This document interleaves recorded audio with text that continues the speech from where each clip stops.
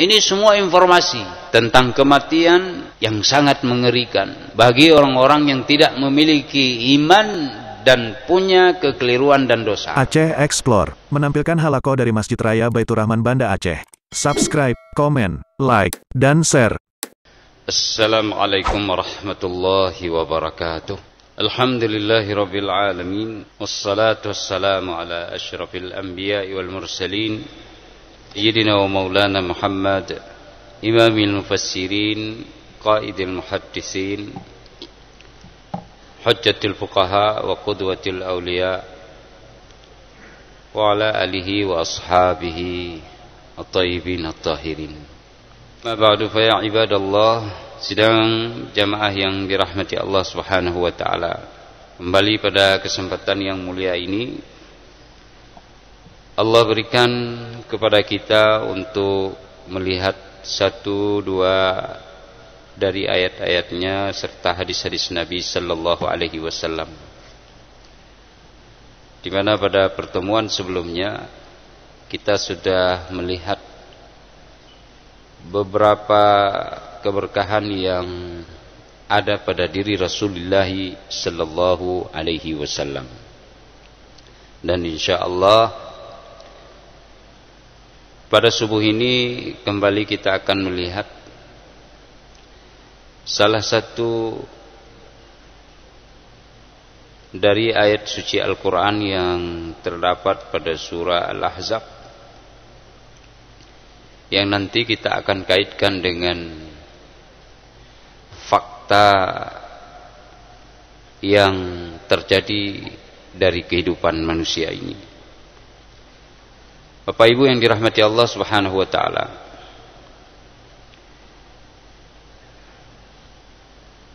Allah Subhanahu wa taala berfirman,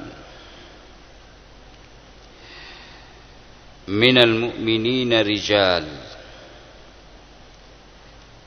di antara orang-orang yang beriman itu ada para lelaki-lelaki yang tangguh, sadaqu ma ahadallah alaih,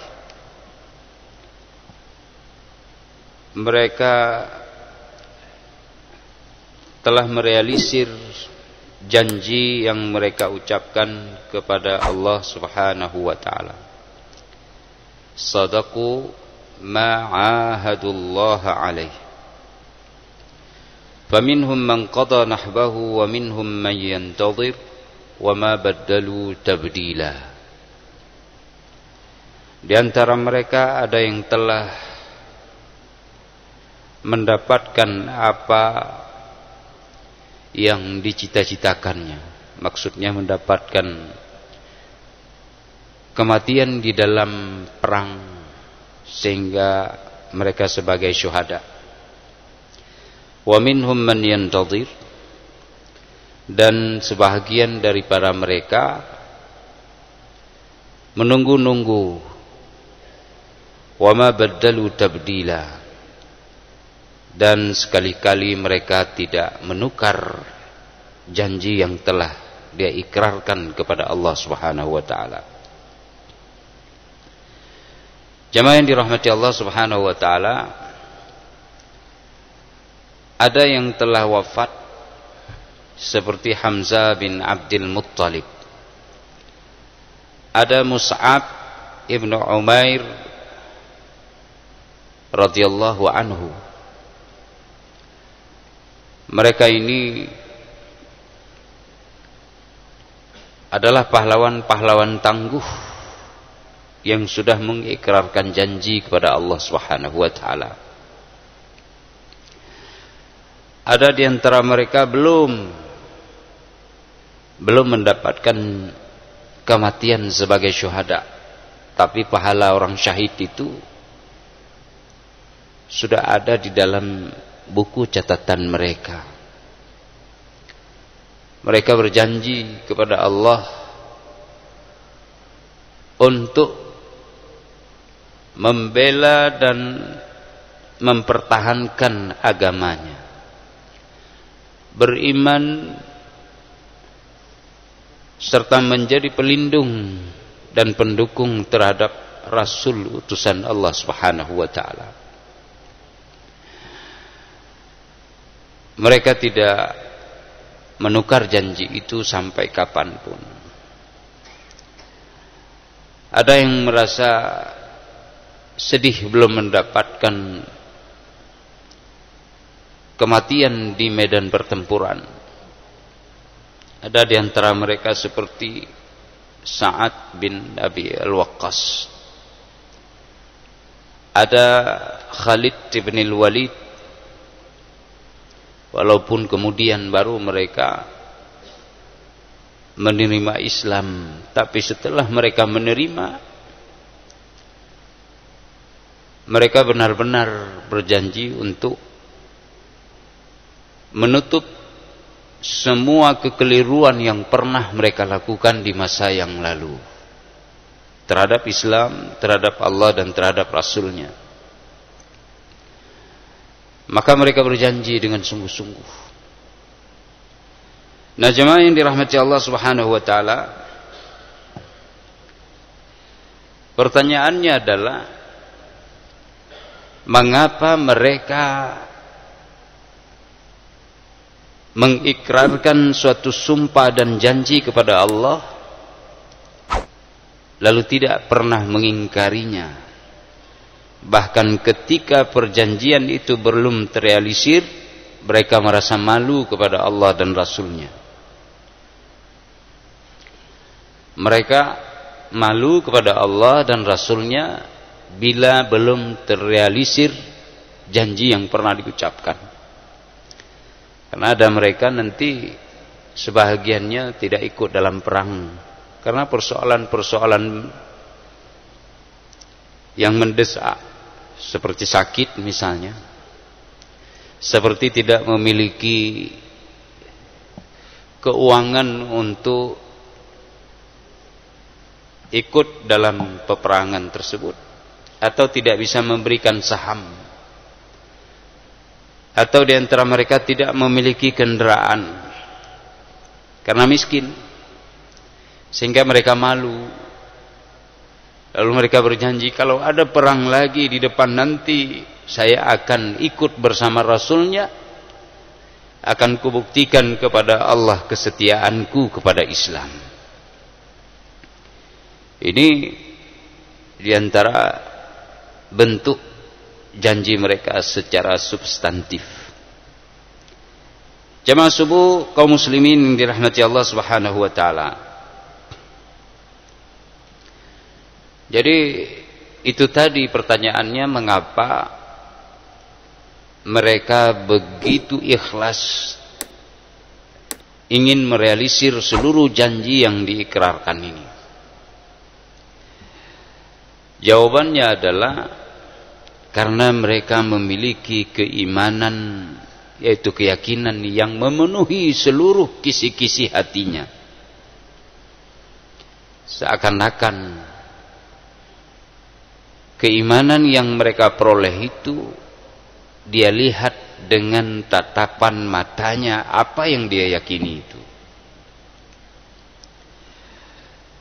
Padahal Rasulullah sallallahu alaihi wasallam bersabda,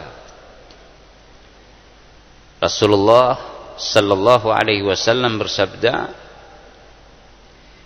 di dalam hadis yang diriwayatkan oleh Ahmad bin Hanbal, Al-Hakim dan Ibnu Hibban serta At-Tirmidzi, dan diriwayatkan pula oleh At-Tabrani. Kata Rasulullah sallallahu alaihi wasallam dari Abdullah bin Abbas radhiyallahu anhu, beliau katakan, sabda Rasul, laisal khabaru kal muayanah, atau redaksinya laisal mukhbaru kal muayin, kal muayan, ya, bacanya kal muayan. Tidaklah informasi yang didengar oleh telinga itu sebanding dan setingkat dengan apa yang dilihat langsung. Mereka mendengar ini. Mereka mendengar dari Rasulnya. Mereka membaca wahyu Allah. Mereka mentadabburnya. Mereka belum pernah melihat bagaimana pahala orang syahid itu. Mereka belum pernah melihat siratal mustaqim. Mereka juga belum pernah melihat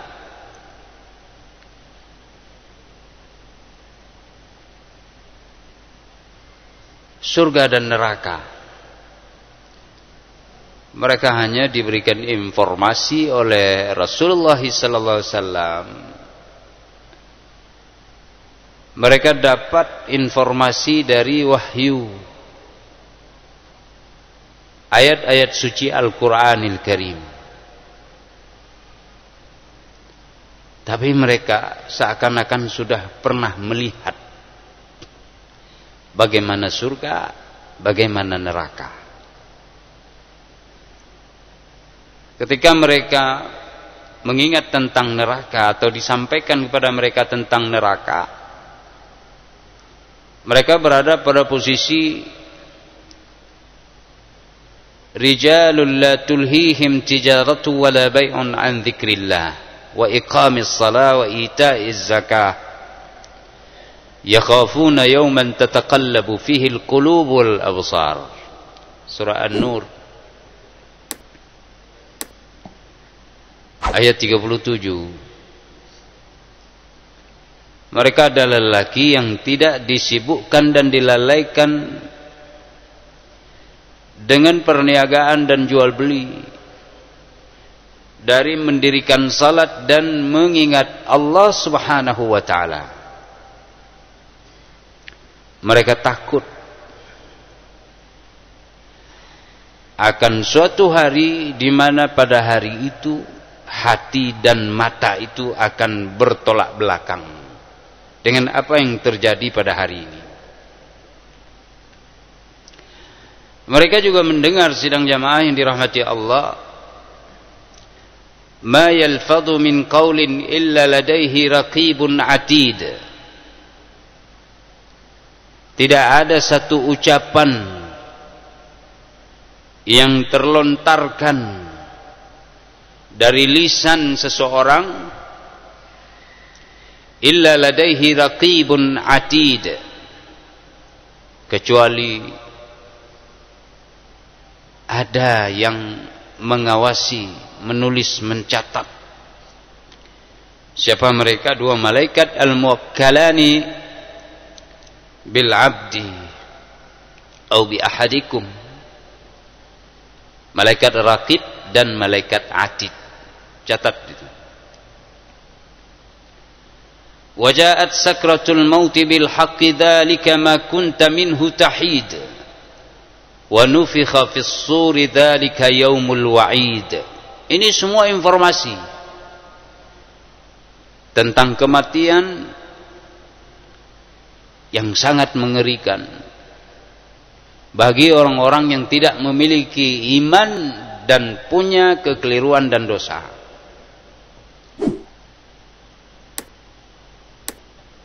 Bagaimana di dalam neraka itu ada ghislin,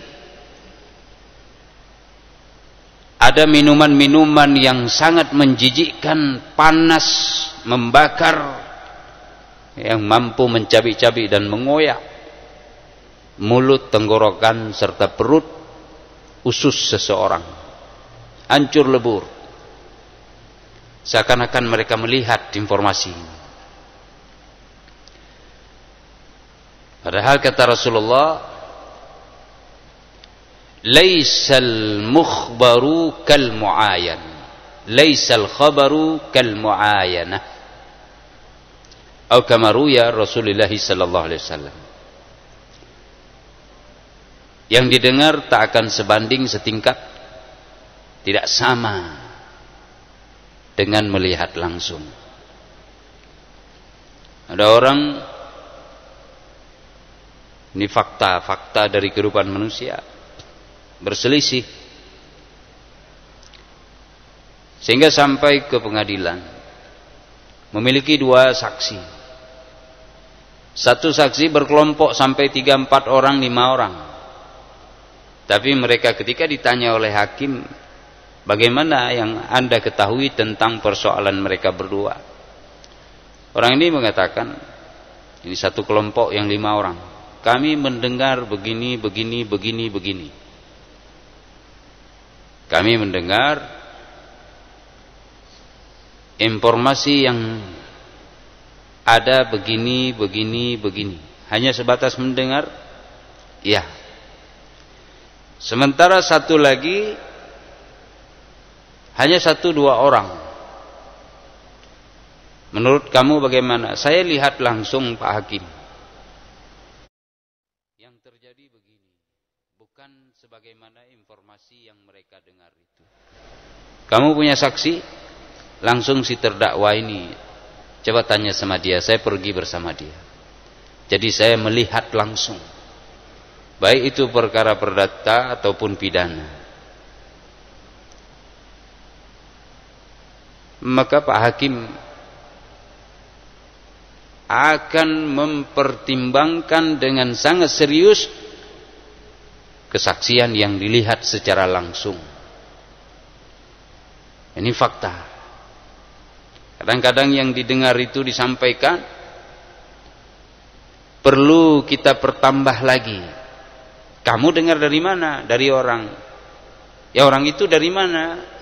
Karena kita kurang yakin, apalagi di zaman sekarang. Informasi yang sejengkal akan ditambah menjadi 3-4 jengkal.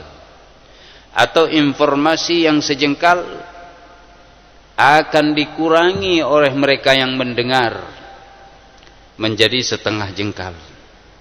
Kebanyakannya sih ditambah-tambah, didramatisir supaya lebih dramatis, lebih nampak menarik, lebih tertarik, lebih membuat orang fokus dan berpikir panjang.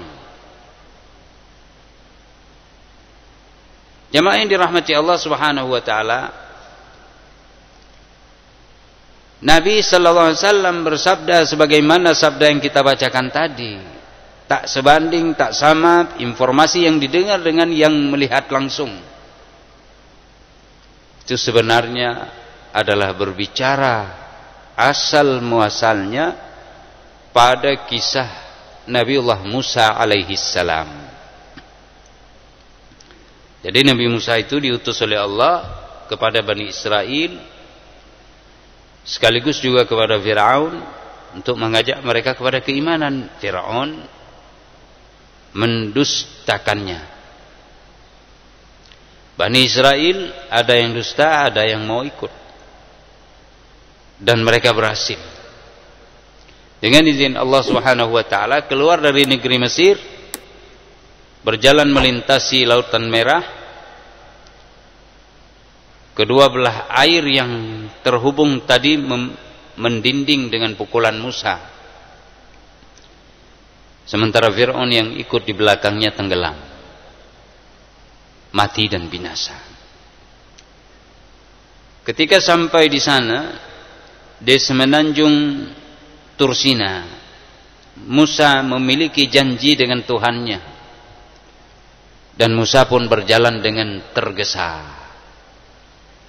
Kaumnya jalan perlahan di belakang, Nabiullah Musa berjalan dengan cepat untuk menuju ke Bukit Tursina. Apa yang terjadi di sana? Musa alaihissalam ingin bertemu dengan Tuhannya untuk mendapatkan Taurat, mendapatkan pesan, mendapatkan perintah, sekaligus ingin supaya umatnya diberkahi oleh Allah Subhanahu wa ta'ala. Jadi Musa ingin supaya Allah memberikan berkah kepada umatnya selain dari tujuan-tujuan lain. Berjanji dengan Allah untuk bertemu. Sidang jamaah yang dirahmati Allah Subhanahu wa taala, Allah bertanya kepada Musa di dalam surat Taha ayat 83. Wa ma a'jalaka an qaumika ya Musa? Apa yang membuat engkau tergesa-gesa mendahului kaummu wahai Musa? Maksudnya ke Bukit Tursina itu tadi. Maka Musa menjawab, qal hum ulai ala athari wa ajiltu ilaika rabbi litarda. Umatku mereka akan menyusulku di belakang wahai Tuhan. Aku bersegera dibandingkan dengan mereka dalam perjanjian ini supaya engkau meridai mereka. Ini kata Nabi Musa.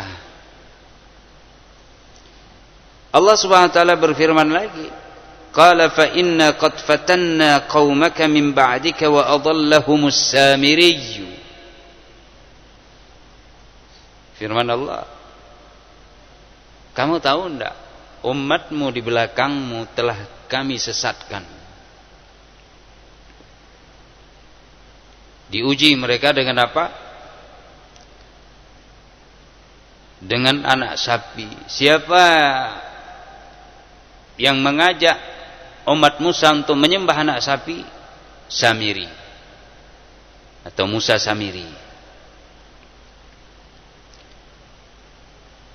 Qala fa inna qad fatanna qaumaka min ba'dika wa adallahumus samiri. Kita berhenti sebentar.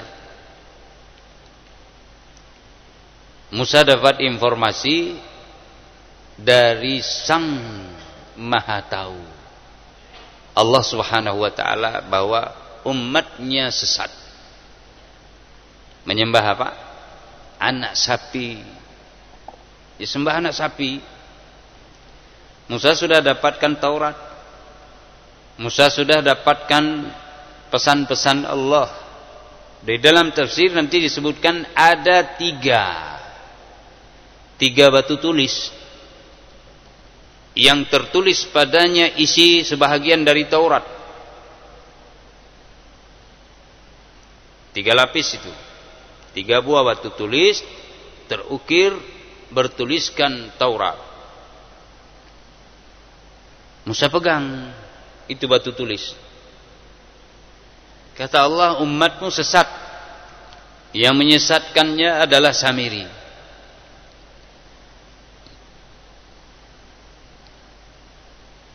Musa hanya menerima informasi itu dan meyakininya.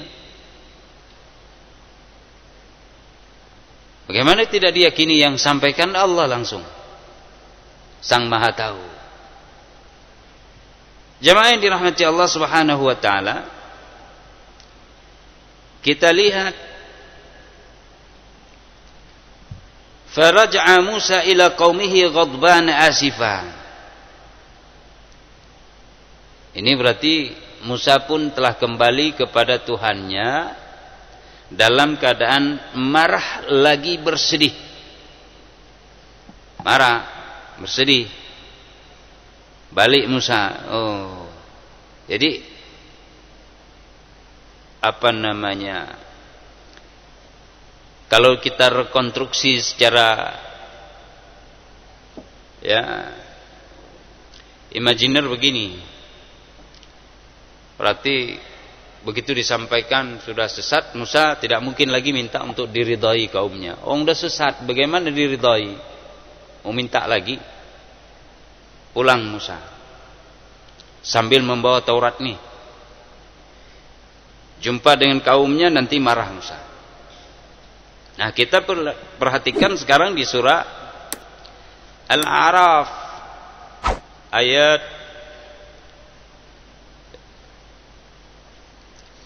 100.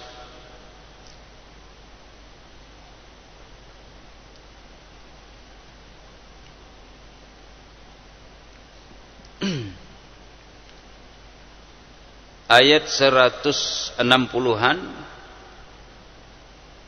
berapa? berapa ini?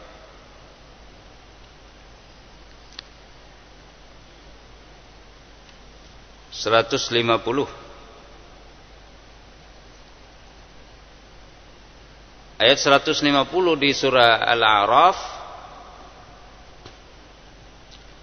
Allah berfirman, "Walamma raja'a Musa ila qaumihi ghadbana asifah." Persis redaksinya dengan surah Taha tadi. Qala bi'sa ma khalaftumuni min ba'di. A'ajiltum amra rabbikum. Manakala Musa kembali kepada kaumnya dalam keadaan marah dan bersedih, ia berkata, amat buruk, ya, pekerjaan kalian saat aku meninggalkan kalian. A'ajiltum amra rabbikum. Apakah kalian telah mendahului janji daripada Tuhan kalian? Lihat redaksi selanjutnya, wa alqal alwaha wa akhadha bi ra'si akhihi yajurruhu ilaihi. Lalu Musa melempar Taurat yang dipegangnya sembari menarik kepala daripada saudaranya, siapa? Harun. Nabi Harun ditarik kepalanya ke arahnya. Di pada surat Qasas digoyang-goyang, dipegang di jenggotnya. Sehingga Nabi Harun mengatakan, qala ya ibna ummi la ta'khudh bilihyati wala bira'si inni khashitu an taqula farraqta baina bani Israila wa lam tarkub qawli. Itu surat Taha, surat Al-Qasas. Kalau di sini qala ibna umma innal qauma istad'afuni. Surah Al-A'raf nih 150. Harun berkata, wahai anak ibuku, maksudnya wahai saudaraku, adikku, karena adik kandung Nabi Harun itu. Sesungguhnya mereka, kaum maksudnya Bani Israel, telah menganggap aku ini lemah, tidak berdaya. Wa kadu yaqtuluni, hampir saja mereka membunuhku. Harun sudah mencegah, jangan sembah ini, jangan ikut si Samiri yang sesat ini. Musa ada janji dengan Tuhannya, kita tunggu kabar selanjutnya. Samiri mengatakan, enggak, Musa cari Tuhannya ke Bukit Tursina, sekarang Tuhannya ada di sini. Anak sapi itu yang dibuat bersuara lagi. Harun sudah berusaha. Fala tushmit biyal a'da, fala tushmit biyal a'da. Jangan membuat musuh merasa senang terhadap diriku. Wala taj'alni ma'al qaumil zalimin, dan jangan engkau jadikan aku termasuk dari golongan orang yang zalim. Ini Musa marah nih. Gimana marahnya, Pak? Dilempar Taurat, dipegangnya kepala Nabi Harun, digoncang-goncangnya. Pernah kadengar aku tinggal tiat. Nyo yang kak pelaku. Anak katero wakamandum. Marah kali Musa. Itu bahasa dengan bahasa lugas kita. Tadi bahasa Al-Qur'annya sudah kita sampaikan. Ini juga informasi ini, sampai kita belum lihat bagaimana waktu berantemnya Musa sama Nabi Harun. Marahnya, tidak melihat bagaimana mereka menyembah anak sapi, bagaimana mereka menari-nari, yel-yelnya bagaimana waktu itu. Ya, beringasnya bagaimana menyembah anak sapi. Kita tidak lihat nih, Pak. Kita informasi dan kita imani dari Al-Quran ini. Nah, Musa begitu pula. Di Bukit Tursina disampaikan bahwa umatmu sudah sesat. Duhai Musa, bagaimana aku meridai mereka? Musa tidak melempar Taurat karena informasi yang didengar belum dilihat. Tapi Musa mengimani dengan sepenuhnya. Ketika balik ke padang teh,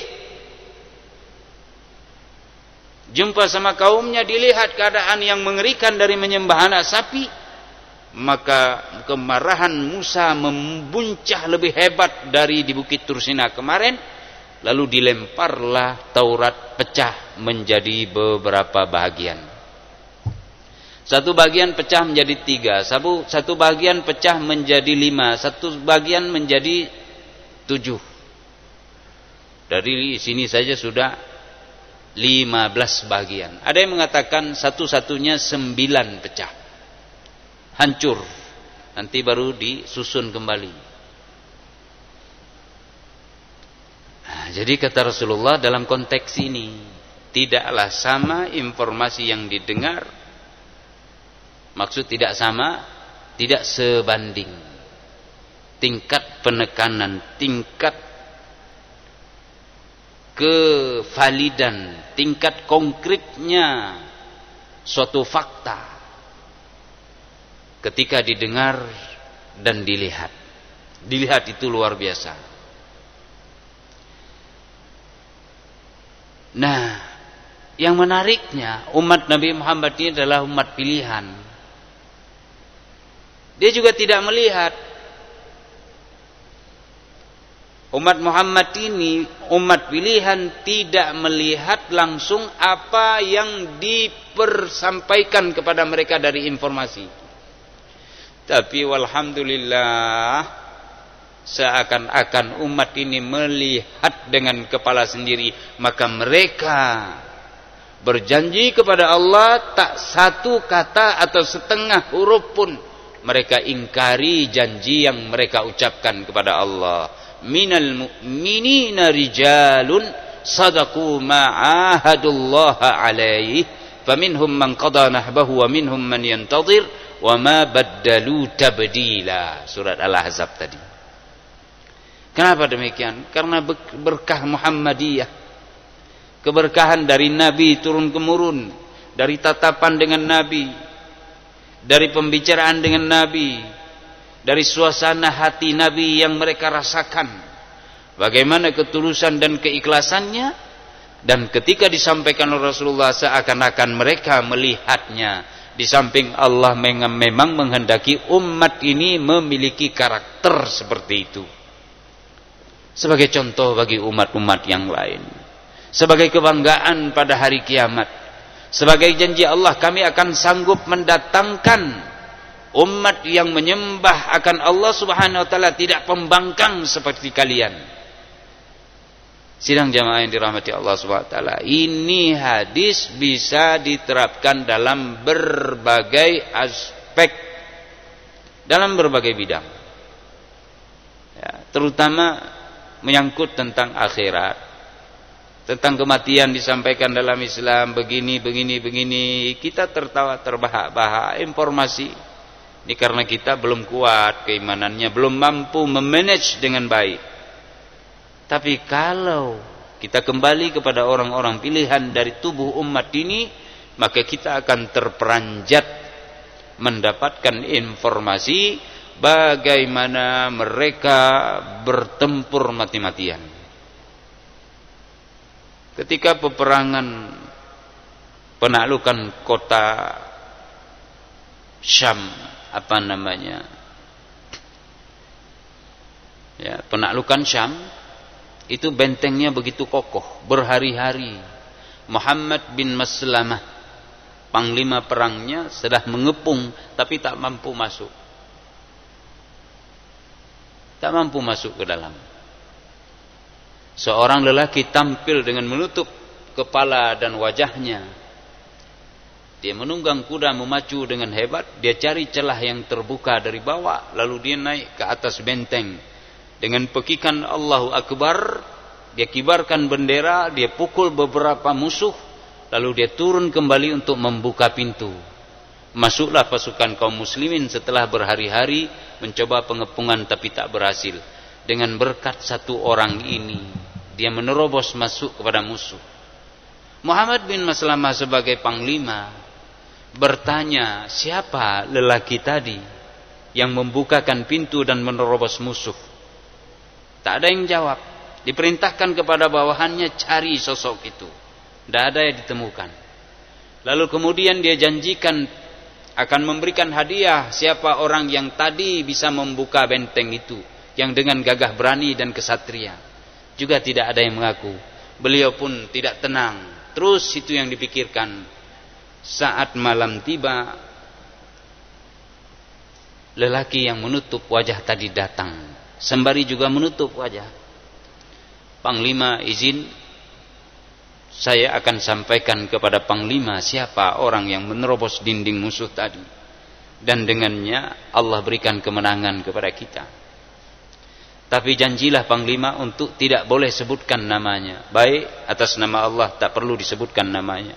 Siapa orang itu? Akulah orang itu, wahai Panglima, tanpa memperlihatkan wajahnya. Akulah orang itu.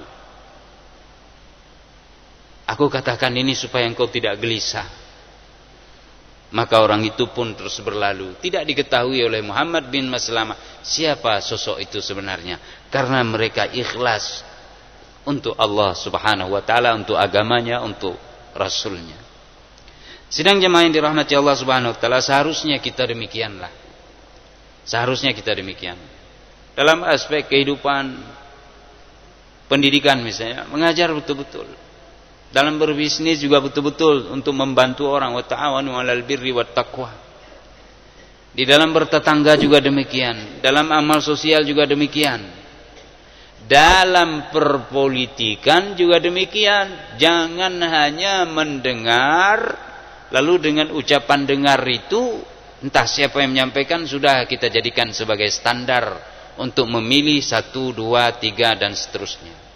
Padahal kita tidak melihat nyata apa yang dilakukan oleh sosok yang akan kita pilih itu.